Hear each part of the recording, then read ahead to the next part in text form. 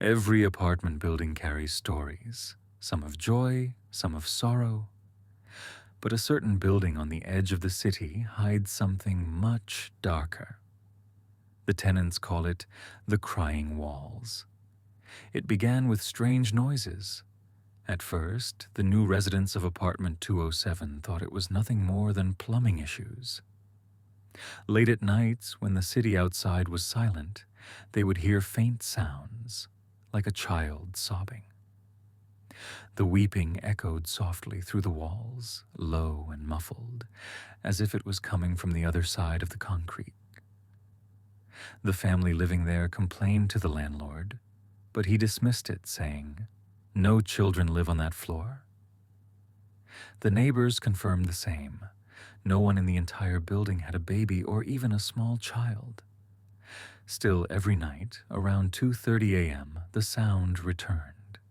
Sometimes the sobbing grew louder, almost desperate, like a child begging for help. Curiosity soon turned into terror. The father of the family placed his ear against the wall, trying to locate the source. But instead of just crying, he began to hear faint whispers, strange words in a language he couldn't understand. One night, he swore he heard his own name being whispered from inside the wall.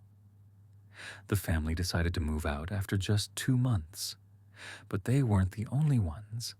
Every new tenant who moved into apartment 207 reported the same horrifying experience, and each one left, never lasting more than a few weeks.